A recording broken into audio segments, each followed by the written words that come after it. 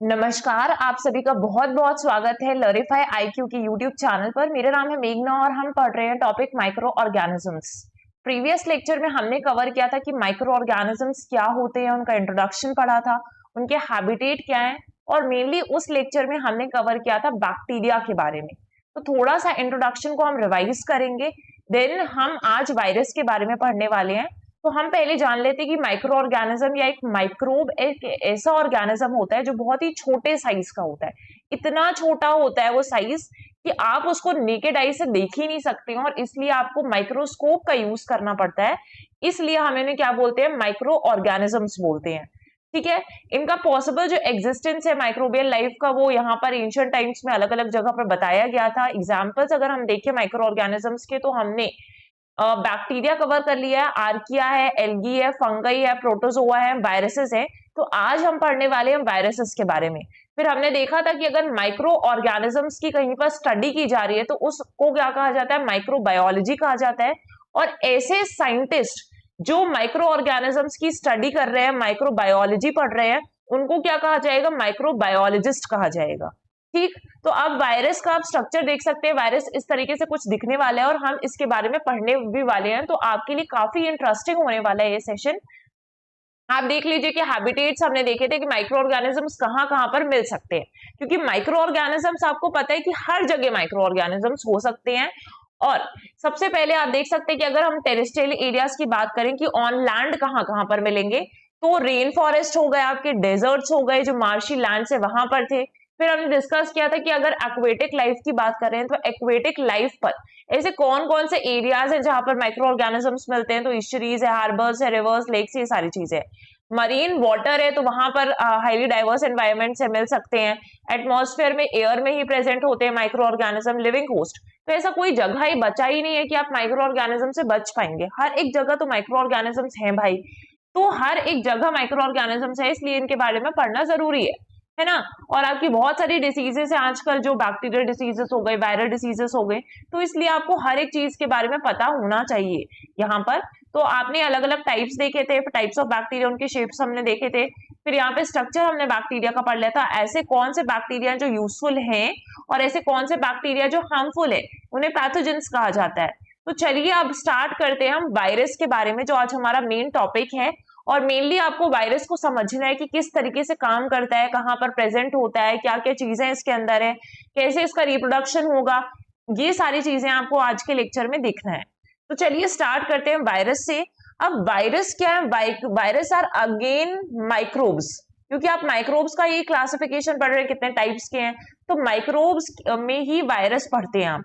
ठीक है, वायरस है, लेकिन वायरस के अपने कुछ अलग फीचर्स होंगे, कुछ यूनिक फीचर्स होंगे, और जो उनको बाकी माइक्रोब से डिफरेंट कर देता है। अगर आप बोल रहे हैं कि माइक्रोब्स हैं बहुत सारे, तो एक माइक्रोब दूसरे माइक्रोब से कैसे अलग होगा, बैक्टीरिया वायरस से कैसे अलग होगा, वायरस प्रोटोजोआ से कैसे अलग होगा, क्योंकि इन सब में अपने अपने कुछ यूनिक फीचर्स होंगे।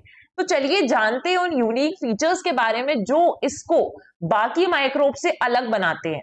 तो यही फीचर्स है। सबसे पहला, इसका बहुत ही छोटा साइज होता है। तो अगर हम फर्स्ट फीचर देखें तो उसका इतना स्मॉलेस्ट साइज है बाकी माइक्रो ऑर्गेनिजम्स के कंपैरिजन में, तो ये हो गया आपका स्मॉलेस्ट साइज। सेकेंडली अगर हम बोले तो यहाँ पर सेलुलर स्ट्रक्चर जो है वो प्रेजेंट नहीं होता है, तो cellular structure is not present, ये हम बोल सकते हैं। ये बात आप बहुत अच्छे से ध्यान रखेंगे। अगर सेलुलर स्ट्रक्चर नहीं है तो सेल्स के अंदर क्या क्या प्रेजेंट होता है जो इसमें नहीं होगा, तो like most of the components of the cell, आपने सेल टॉपिक पढ़ा हुआ है तो आपको सेल के कंपोनेंट्स बहुत अच्छे से पता होंगे कि साइटोप्लाज्म, साइटोप्लाज्म यहाँ पर नहीं होगा, न्यूक्लियस यहाँ पे प्रेजेंट नहीं होगा, न्यूक्लियस के अलावा ऑर्गेनल्स, जो सेल ऑर्गेनल्स होते हैं वो भी यहाँ पर मौजूद नहीं है। इसके अलावा राइबोसोम्स हो गए, तो राइबोसोम्स भी नहीं है। प्लाज्मा हो गया, प्लाज्मा मेम्ब्रेन आपकी जो होती है वो भी नहीं है इस वायरस के अंदर, तो इसलिए यहाँ पे कोई भी सेलुलर स्ट्रक्चर नहीं प्रेजेंट होता है। और अगर हम बात करें तो वायरस में कोई जेनेटिक इंफॉर्मेशन जरूर प्रेजेंट होती है, तो virus are small pieces of genetic information, क्योंकि सेलुलर स्ट्रक्चर नहीं है तो ये सारी चीजें एब्सेंट है। बट यहाँ पे जेनेटिक इंफॉर्मेशन है, वो जेनेटिक इंफॉर्मेशन या तो आरएनए हो सकता है या फिर डीएनए हो सकता है ना। आरएनए मतलब आपका राइबोन्यूक्लिक एसिड हो सकता है या फिर डीएनए हो सकता है, क्योंकि जब कोविड चल रहा था तब आपने पढ़ा भी था कि ये आरएनए वायरस है या फिर डीएनए वायरस है, जो भी वैक्सीन बनाई जा रही है। तो इन टर्म से आप काफी वाकिफ हो चुके होंगे कि कैसे चीजें थी। अब यहाँ पे अगर आप देखोगे ये डिपेंड करता है, खुद से ये प्रोपोगेट नहीं कर पाता है, इसको डिपेंडेंस की जरूरत होती है, इंडिपेंडेंटली काम नहीं करता है। तो अगर आप देखेंगे कि इसको एक होस्ट की जरूरत पड़ रही है for propagation, it needs a host for propagation, है ना। अगर आप देखें तो मेन टास्क जो है वायरस का वो क्या करता है, जो भी उसके पास जेनेटिक इंफॉर्मेशन है या तो डीएनए या फिर आरएनए, तो इस जेनेटिक इंफॉर्मेशन को कैरी करके ले जाएगा कहां पर, होस्ट सेल के पास।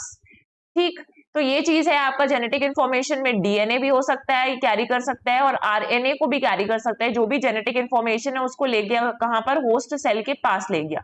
अब होस्ट सेल क्या काम करता है, इसको ट्रांसक्रिप्ट करने का काम करता है। तो ट्रांसक्राइब करने का काम कौन करेगा, होस्ट सेल करेगा। अब आपको पता होना चाहिए कि ट्रांसक्रिप्शन का प्रोसेस क्या है, तो मैं आपको समझा देती हूँ कि ट्रांसक्रिप्शन का प्रोसेस क्या होता है। तो हम इसको यहाँ पर समझ लेते हैं कि ट्रांसक्रिप्शन मेनली है क्या, है ना। जैसे सपोज ये आपका वायरस है, अब वायरस क्या कर रहा है, एक जेनेटिक इंफॉर्मेशन कैरी कर रहा है। Genetic information could be either your DNA और आरएनए के फॉर्म में हो सकता है। तो अगर ये जेनेटिक इंफॉर्मेशन कैरी कर रहा है तो किसको देगा कैरी करके, ये देगा होस्ट सेल को। होस्ट सेल को दिया और बोला कि ले भाई तेरा अब काम है आगे का, क्योंकि अब मैं कुछ काम नहीं करूंगा। तो इसका काम है बस प्रेजेंट कर देना है टू होस्ट सेल को ये जेनेटिक इंफॉर्मेशन। अब होस्ट सेल का काम चालू हो जाता है। तो होस्ट सेल का काम क्या है कि ये प्रोटीन सिंथेसिस मशीनरी कहा जाता है, कि ये जो है बैठा ही है कि जो भी आएगा उसको मैं प्रोटीन सिंथेसाइज कर दूंगा। तो इसको क्या कहा जाता है, प्रोटीन सिंथेसिस मशीनरी कहा जाता है। अब ये क्या काम करेगा, जैसे ही इसको वायरस मिलेगा उसके द्वारा जो जेनेटिक इंफॉर्मेशन लाई गई है वो इसको प्राप्त होगी, तो ये वायरल प्रोटीन्स का प्रोडक्शन करने लगेगा। क्या प्रोड्यूस करेगा, क्योंकि इसका काम ही है प्रोटीन सिंथेसिस का, तो ये क्या करेगा, वायरल प्रोटीन्स बनाने लगेगा। और वायरल प्रोटीन्स का प्रोडक्शन इतना हो जाएगा जो जेनोम रेप्लिकेशन के लिए काफी जरूरी है। तो अगर बहुत सारे वायरल प्रोटीन्स बन रहे हैं तो इससे ही क्या होगा, बहुत ज्यादा जेनेटिक रेप्लिकेशन होते जाएगा, बढ़ने लगेगी चीजें इस तरीके से, है ना, रेप्लिकेट होने लगेगी। तो इसी तरीके से क्या है, वायरस ने खुद काम नहीं किया, अपना काम दूसरों को थमा दिया कि अब वो यहाँ पर इसको प्रोपोगेट करने का काम करेंगे। तो ये चीज आप याद रखेंगे कि its ability to grow and multiply inside the host, hence viruses को हम ऑब्लिगेटरी पार्टिकल्स भी कहते हैं, क्योंकि एबिलिटी है कि वो अपने खुद के अंदर नहीं हो रहे लेकिन दूसरों के अंदर जाके मल्टीप्लाई भी हो रहे हैं, ग्रो भी हो रहे हैं होस्ट के अंदर जाकर, और इसलिए इनको क्या कहा जाता है, ऑब्लिगेटरी पैरासाइट्स कहा जाता है। या ऑब्लिगेटरी हम बोल सकते हैं, ऑब्लिगेटरी पार्टिकल्स नहीं बोलेंगे, इसे क्या बोलेंगे, पैरासाइट्स बोलेंगे। तो अब थोड़ी सी चीजें हम यहाँ पे देख लीजिए कि वायरस एक इन्फेक्टियस माइक्रोब है consisting of a segment of nucleic acid, या तो DNA RNA surrounded by a protein coat, और इस प्रोटीन कोट को कैस्पिड कहा जाता है।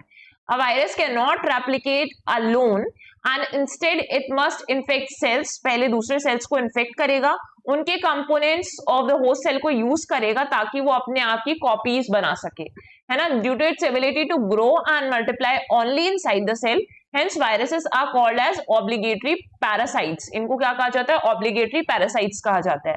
और अगर आप कुछ इंपॉर्टेंट फैक्ट्स देख लें, the study of virus is called virology. अगर वायरोलॉजी की, जैसे हमने माइक्रोब्स की स्टडी की तो माइक्रोबायोलॉजी हो गया, लेकिन सिर्फ वायरस के बारे में पढ़ रहे हैं तो वायरोलॉजी कहा जाएगा। अब ऐसे बहुत सारे वायरस है जिनको सिर्फ और सिर्फ इलेक्ट्रॉन माइक्रोस्कोप की हेल्प से ही देखा जा सकता है, क्योंकि बहुत छोटे हैं और आप उसको स्टैंडर्ड माइक्रोस्कोप से देख ही नहीं सकते हैं। तो काफी छोटे होने के कारण हमें क्या यूज करना पड़ता है, इलेक्ट्रॉन माइक्रोस्कोप यूज करना पड़ता है। इसके बाद आ जाइए कि हैबिटेट। हैबिटेट कहाँ कहाँ है, तो सिर्फ और सिर्फ ये कहां पर हो रहे हैं, होस्ट बॉडी के अंदर ही मिलेंगे। अब होस्ट कुछ भी हो सकते हैं, तो प्लांट्स के अंदर प्रेजेंट है, एनिमल्स में प्रेजेंट है, ह्यूमन बीइंग्स में प्रेजेंट है ना। And they derive the names from the host, जिस पर भी वो अटैक कर रहे हैं उसके होस्ट से ही उनको नाम दिया जाता है। जैसे फॉर एग्जाम्पल, अगर ऐसा वायरस है जो कि किस पर अटैक कर रहा है, इस बैक्टीरिया पर अटैक कर रहा है, तो जिस पर भी अटैक कर रहा है उसके नाम पर क्या हो गया, इसका नाम रख दिया और बैक्टीरियोफेजेस हो गया। इसके बाद से ऐसा वायरस जो कि foot and mouth disease cause कर रहा है एनिमल्स में, तो foot and mouth disease virus जो है वो एनिमल्स में कहा गया, तो इसका नाम क्या हो गया, foot and mouth disease virus हो गया। इसके अलावा आपने लंपी स्किन डिसीज देखा होगा जो बहुत ज्यादा न्यूज में था कुछ टाइम पहले, लास्ट ईयर हम बोल सकते हैं कि लंपी जो स्किन डिसीज है वो बहुत सारा हो रहा था। तो अगर हम बोले LSD जो है आपका, वो भी एक वायरल डिसीज ही है जो कि किसमें होती है, कैटल्स और बफलोस को इन्फेक्ट करती है, और इसलिए हम इसको क्या बोलते हैं, लंपी स्किन डिसीज वायरस बोलते हैं। तो जिस भी वायरस के थ्रू हो रहा है उस पर उसका नाम पड़ गया LSD। काफी सारे एनिमल्स की डेथ हो गई थी, काफी सारे कैटल्स की इसमें डेथ हो गई थी इंडिया में। तो ये चीजें हैं आपके लिए। इसके बाद हमें जानना है कि इसका स्ट्रक्चर कैसा दिख रहा है। So structure is important. अब आप जानते हैं कि वायरस सेल्स तो है नहीं, है ना, कुछ सब माइक्रोस्कोपिक पार्टिकल्स हैं, इसलिए इसमें सेल्यूलर हमने पढ़ ही लिया कि वहां पर सेल्यूलर कंपोनेंट्स होंगे ही नहीं। जैसे आपका कुछ भी नहीं है, ना तो साइटोप्लाज्म है, ना ही सेल मेम्ब्रेन है, ना ही न्यूक्लियस है इसके पास, लेकिन सिर्फ डीएनए और आरएनए है, और वो भी एक प्रोटीन कोड से, ऐसे प्रोटीन कोटिंग है और उसके अंदर ये डीएनए आरएनए मटेरियल प्रेजेंट है। या तो डीएनए हो सकता है वायरस, या फिर आरएनए जेनेटिक मटेरियल को कैरी कर रहा हो सकता है। बाकी ये सारी चीजें हमने देखी। Because of these missing structures, virus can't make proteins और reproduce on their own, है ना। अगर कुछ है ही नहीं इनके अंदर तो कैसे बनाएंगे, इतना सारा काम करना है, कौन काम करके देगा। अगर इनके पास कुछ स्ट्रक्चर नहीं है काम करने के लिए, तो ये किसी दूसरे पर निर्भर करेंगे कि भाई तेरे पास सब कुछ है, तू काम करके दे मुझे। इसके बाद से देखिए कि रिप्रोडक्शन कैसे होता है। तो क्या एक वायरस रिप्रोड्यूस कर सकता है? तो हम बोलेंगे कि वायरस रिप्रोड्यूस कर सकता है लेकिन खुद नहीं कर सकता, ठीक है। डू नॉट ग्रो और रिप्रोड्यूस ऑन देयर ओन, ये फैक्ट आप याद रखेंगे, है ना। एक वायरस को हमेशा ही लिविंग सेल की जरूरत पड़ती है ताकि वो रिप्रोड्यूस कर पाए, है ना, ताकि वो रिप्रोड्यूस कर पाए, तो होस्ट सेल की जरूरत है। जैसे फॉर एग्जाम्पल अगर मैं बोल रही हूँ कि होस्ट सेल की जरूरत है, तो आपने कोविड-19 के बारे में बहुत अच्छे से पढ़ा होगा कि जो कोविड-19 वायरस था, है ना, कोविड-19 डिसीज थी, इट इज कॉज्ड बाय, वो किससे कॉज हो रही थी, सार्स कोरोना वायरस 2 से हो रही थी। तो सार्स कोरोना वायरस 2 करके था, इससे वो डिसीज हो रही थी। अब ये जो है वो कहां पर जाके मल्टीप्लाई होता है, तो ह्यूमंस के अंदर जाता है। ह्यूमंस का जो गैस्ट्रो इंटेस्टाइनल ट्रैक्ट है उसमें जाकर मल्टीप्लाई होगा। तो अगेन आप देख पा रहे हैं कि किस तरीके से सार्स कोरोना वायरस 2 जो है वो खुद से नहीं रिप्रोड्यूस कर रहा है, वो इधर ह्यूमंस के अंदर जाने के बाद रिप्रोड्यूस कर रहा था और अपने आप को स्प्रेड या प्रोपोगेट कर पा रहा था। तो virus reproduce through a process called replication and to reproduce asexually because they don't involve the formation of gametes, है ना। asexually reproduce कर रहे हैं क्योंकि यहाँ पर कोई भी gametes नहीं है। they can only replicate within the cells of their host and they depend on the host cell protein synthesis pathways to do so। ये हो गया।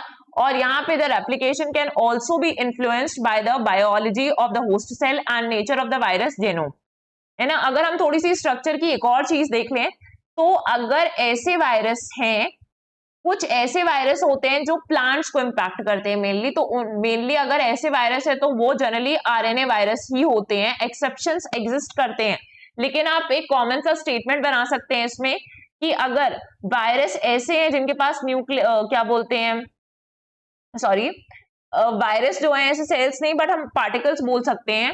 तो यहां पर अगर ऐसा वायरस है जो सिर्फ प्लांट्स को इंपैक्ट कर रहा है तो वो जनरली आरएनए वायरस होता है। लेकिन अगर हम बोले ऐसा वायरस है जो कि एनिमल्स को इंपैक्ट कर रहा है, तो मेनली कौन सा होता है, डीएनए वायरस होता है, डीएनए होता है, सॉरी, डीएनए वायरस होता है। डीएनए जेनेटिक मटेरियल कैरी कर रहा होगा।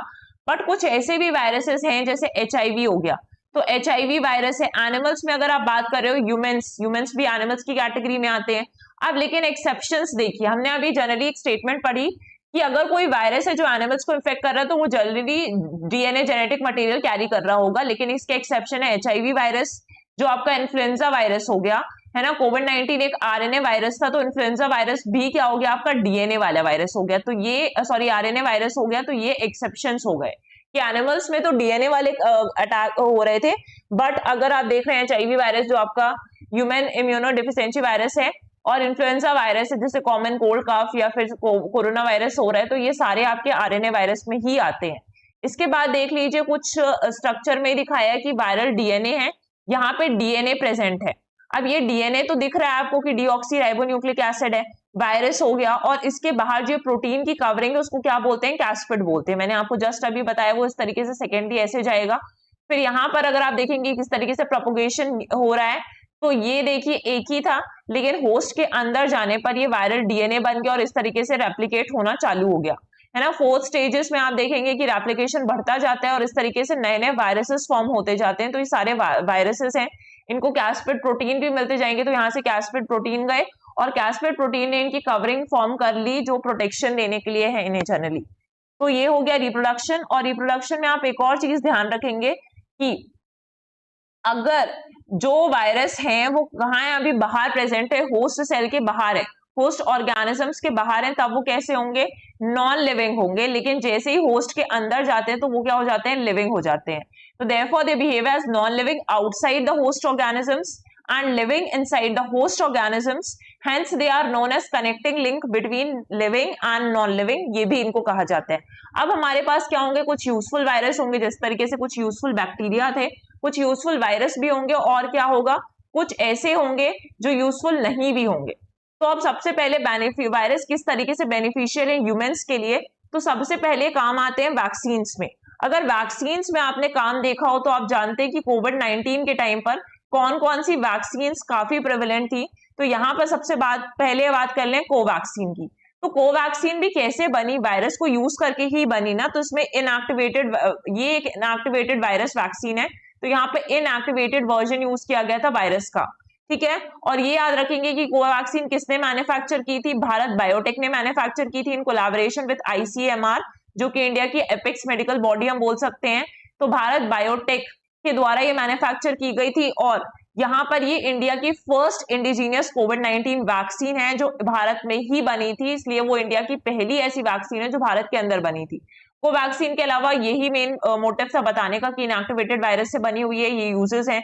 इसके अलावा अगर आप बात करें कोविशील्ड की, है ना, कोविशील्ड की अगर आप बात करेंगे तो ये भी वायरल वैक्टर को ही यूज कर रही है। तो वायरल वैक्टर ही इसमें भी यूज हो रहा है, और ये डिलीवर करती है कोरोना वायरस के जो स्पाइक प्रोटीन्स हैं वो डिलीवर करेगी ताकि एंटीबॉडीज का फॉर्मेशन हो सके।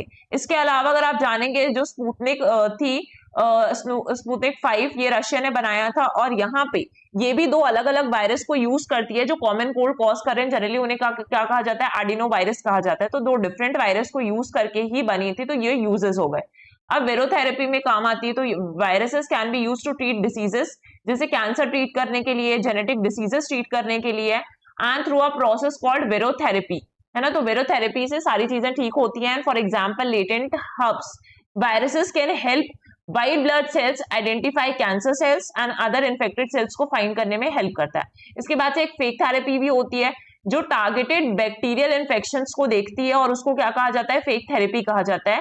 और ये बहुत ज्यादा प्रॉमिसिंग होती जा रही है। एंटीबायोटिक जो रेजिस्टेंस इतना ज्यादा बढ़ता जा रहा है due to the wide use of जो भी आपकी दवाइयां मेडिसिन है, तो एंटीबायोटिक रेजिस्टेंस बढ़ता जा रहा है, इसलिए उसमें काफी काम की चीज है। ये रिसर्च टूल्स में भी काम होती है कि can be used as research tools to study biology and disease and to develop new drugs. जैसे अभी अगर आपने द हिंदू की न्यूज पढ़ी हो कुछ एक आध हफ्ते पहले की, तो यहाँ पे क्या हुआ था कि निपाह वायरस भी काफी डेंजरस है, लेकिन रिसेंटली एक नया मेथड तैयार किया गया। उस मेथड की मदद से वायरस की तरह, जिस तरीके से निपाह वायरस दिखते हैं वैसे ही पार्टिकल्स बनाए जाएंगे, और है ना वैसे ही पार्टिकल्स बनाए जाएंगे ताकि उसके प्रति जो आपकी एंटीबॉडीज हो वो डेवलप करने में हेल्प मिले। क्योंकि प्रॉपर बायोसेफ्टी लैब्स नहीं थी, बहुत बड़ा कंसर्न हो जाता था एक्चुअल जो वायरस है उनके साथ काम करने में, इसलिए यहाँ पर रिसर्च टूल्स के हिसाब से निपाह वायरस लाइक पार्टिकल्स बनाए गए हैं, और जो हेल्प करेंगे कि इसके अगेंस्ट एंटीबॉडीज हमें कैसे डेवलप करनी है। तो ये सारे इसके यूजेस हो गए। इसके अलावा अगर आप देखेंगे कुछ हार्मफुल इफेक्ट्स भी होते हैं वायरसेस के, या हार्मफुल वायरसेस भी हैं। तो ऐसे वायरसेस हैं जो आपकी बॉडी को इम्पैक्ट करते हैं। यहाँ पर रेस्पिरेटरी सिस्टम हो गया, कॉमन कोल्ड सिम्टम्स हो गए आपके, they can affect your whole body भी कर सकते हैं। इन्फ्लुएंजा वायरस जैसे पूरी बॉडी को इफेक्ट करता है, मसल सोरनेस होगी, फीवर आएगा। इसके बाद से वायरस नर्वस सिस्टम को भी इफेक्ट कर सकता है। बहुत सारे वायरसेस हैं तो ऑर्गेनिजम्स को भी इल इफेक्ट सफर करने पड़ते हैं। कुछ ऐसे वायरस है जैसे एड्स वायरस है, एबोला है, तो इनसे डेथ भी हो जाती है। तो इतने हार्मफुल होते हैं, आप देख सकते हैं हार्मफुल वायरसेस या फिर क्या इफेक्ट कर रहा है। तो हम ऐसे ही वायरसेस पढ़ने वाले हैं कि कौन कौन सी डिसीज है और कौन कौन से वायरस के कारण हो रही। तो आपको सारे से डिसीज पता होना चाहिए जो वायरस की वजह से हो रही है। तो सबसे पहले देखिए एड्स के बारे में, है ना। Ads acquired immuno deficiency syndromes जो है आपका, उसमें कौन सा वायरस होता है, HIV वायरस की वजह से डिसीज होती है। तो आपको ये याद रखना है कि एड्स कौन सी वायरस की वजह से हो रहा है, HIV वायरस की वजह से हो रहा है। इन्फेक्टेड ऑर्गन देखेंगे, इम्यून सिस्टम खराब होता है, लिम्फोसाइट्स खराब हो जाते हैं, है ना, इन्फेक्ट हो जाते हैं काफी ज्यादा। और इस सिम्टम्स में आपको क्या क्या लगने लगेगा, आपका वीक इम्यून सिस्टम हो जाएगा, फीवर आ रहा है, वेट लॉस हो रहा है, लॉस ऑफ एपेटाइट है, मतलब बहुत जल्दी आप बीमार पड़ रहे हैं बार बार, तो ये वीक इम्यून सिस्टम हो चुका है। इसके बाद अगर हम बात करें सेकेंडली तो डेंगू है ना, डेंगू करके जो डिसीज है वो किससे हो रही है, डेंगू वायरस से हो रही है। डीएनवी शॉर्टली इसको कहा जाता है। अब इसमें कौन कौन से वायरस बॉडी पार्ट्स इन्फेक्टेड होंगे, लिवर हो गया, लंग्स है, किडनीज है, बोन मैरोज है, तो ये सारी चीज इफेक्ट होगी। इसके सिम्टम्स आप देख सकते हैं, headache, fever, joint and muscle pain, फिर माइल्ड ब्लीडिंग होने लगेगी, प्लेटलेट्स कम हो जाते हैं डेंगू के टाइम पर अगर किसी को डेंगू होता है तो, और अगर ट्रीटेड लेफ्ट अनट्रीटेड तो डेथ भी हो जाती है। ठीक, इसके बाद देखेंगे पोलियो। तो पोलियो किससे हो रहा है, पोलियो वायरस से कॉज हो रहा है। Polio is caused by polio virus. और यहाँ पे नर्वस सिस्टम को इफेक्ट करता है मेनली पोलियो, और fever, stiffness of the neck, paralysis हो जाएगा, pain all over the body, ये सारी चीजें होंगी। जो चिकन पॉक्स होता है वो किससे कॉज होता है, वेरिसेला जोस्टर वायरस से। तो इनके नाम आपको याद रखने होंगे कि किससे कॉज हो रहा है, और ये इफेक्ट कर सकता है कौन कौन से ऑर्गन्स को इफेक्ट करता है, सिम्टम्स से। ये आपके जर्नल अवेयरनेस के लिए भी जरूरी है। फिर अगर आप देखेंगे बर्ड फ्लू, बर्ड फ्लू जो काफी प्रिविलेंट भी रहता है बार बार, तो H5N1 से कॉज होता है। एंड लंग्स और रेस्पिरेटरी टेक्ट, फ्लू बेसिकली आपको रेस्पिरेटरी टेक्ट को ही इंपैक्ट करता है, जिसकी वजह से आपको कफ, फीवर, सोर थ्रोट, एक्स, ये सारी चीजें होंगी। इसके बाद देखिए कुछ और वायरस हैं, जैसे स्वाइन फ्लू है। तो स्वाइन फ्लू और बर्ड फ्लू में आप लोग ध्यान रखिएगा कि जो स्वाइन फ्लू है वो H5N1 से होता है, लेकिन जो यहाँ पे स्वाइन फ्लू है वो H1N1 वायरस से कॉज होता है, रेस्पिरेटरी टेक्ट को ही इंपैक्ट कर रहा है, and it primarily affects your lungs. Fever आएगा, कफ, सोर थ्रोट, वैसे ही सिम्टम्स हैं जो आपके बर्ड फ्लू में दिख रहे हैं। इसके बाद मम्स की अगर हम बात करें तो मम्स वायरस से ही कॉज होता है, MUV। सिलेवरी ग्लैंड्स को इंपैक्ट करते हैं मम्स, खाने में बहुत ज्यादा दिक्कत होने लगती है, सेंट्रल नर्वस सिस्टम है, CNS जो है आपका इंपैक्टफुल होगा, जो रिप्रोडक्टिव ऑर्गन्स होंगे वो भी इंपैक्ट होंगे इसके मम्स होने से, है ना। और आप सिम्टम्स देख सकते हैं किस तरीके की चीजें होंगी, स्वॉलोइंग में आपको दिक्कत आएगी, सोरनेस लगेगी, फीवर या एपेटाइट हो रहा है। येलो फीवर की अगर हम बात करें तो येलो फीवर बहुत कॉमन है, जिस आर्बो वायरस से होती है। और अगर येलो फीवर हो रहा है, आर्बो वायरस कैसे फैलेंगे, एडिस इजिप्टी मॉस्किटो के थ्रू ये स्प्रेड हो जाते हैं और लिवर और किडनी को इंपैक्ट करते हैं, internal bleeding, yellow skin, vomiting होगा। इसके बाद देखें कोविड-19, तो कोविड-19 के बारे में आप बहुत अच्छे से जानते होंगे, severe acute respiratory syndrome, corona virus की वजह से ये कोविड-19 डिसीज होती है। फिर किस किस को इंपैक्ट कर रहा है, तो ट्रैकिया है, ब्रेन है, लंग्स है और लिवर है, क्योंकि ये काफी रिसेंट है और बहुत ज्यादा न्यूज में बना हुआ था, तो आपको याद हो जाएगा कि इन्फेक्टेड ऑर्गन्स क्या है, सिम्टम्स क्या क्या है, तो प्रैक्टिकली सबको ही पता है आजकल। ठीक, इसके बाद से अगर आप देखेंगे कुछ ऐसी भी चीजें हैं, जैसे यहाँ पर आप देख लीजिए कि कुछ ऐसी डिसीजेस हैं, फीमेल एडिस इजिप्टी मॉस्किटो जो है वो कैरी कर रही हैं, और बहुत सारी डिसीजेस जैसे डेंगू हो गया, डेंगू भी एडिस इजिप्टी की वजह से हो रहा है क्योंकि वो कैरी कर रही है वायरस को। इसके बाद से चिकनगुनिया हो गया, जो एडिस इजिप्टी के थ्रू ही हो रहा है, फीमेल एडिस इजिप्टी के थ्रू ही हो रहा है। इसके बाद जीका वायरस हो गया, तो सब कॉमन है। जीका वायरस हो गया, आपका येलो फीवर हो गया, जो एक ही स्प्रेड करने वाला जो मच्छर है वो एक ही है, ठीक है। इसके बाद से जो फादर ऑफ वैक्सीनेशन या इम्यूनोलॉजी के फादर किसको कहा जाता है, तो आप ये फैक्ट याद रख लेंगे कि father of vaccination and immunology, है ना, इम्यूनोलॉजी, वैक्सीनेशन से तो इम्यूनिटी बनती है, तो यहाँ पर ये टर्म और इनका नाम याद रखना है, एडवर्ड जेनर। तो एडवर्ड जेनर हैं जिनको फादर ऑफ वैक्सीनेशन कहा जाता है।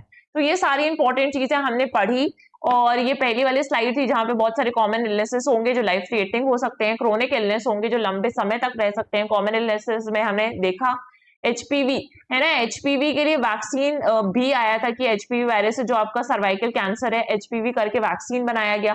फिर हर्पिस सिंप्लेक्स वायरस है, कोल्ड सोर्स हो गए।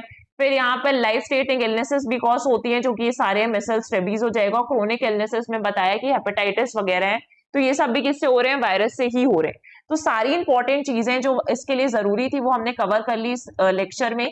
जो जितना भी आपका वायरस वाला पार्ट है कि हैबिटेट्स कहाँ है, किस तरीके से रिप्रोडक्शन हो रहा है उनका, फिर हार्मफुल वायरस कौन से, बेनिफिशियल वायरस कौन से, उनसे होने वाले डिसीजेस को हमने शॉर्ट में पढ़ा है। कुछ ऐसी डिसीजेस भी होंगी जिनको हम सेपरेट लेक्चर में कवर करेंगे आने वाले टाइम में। तो आज के लिए बस इतना ही। Thank you everyone.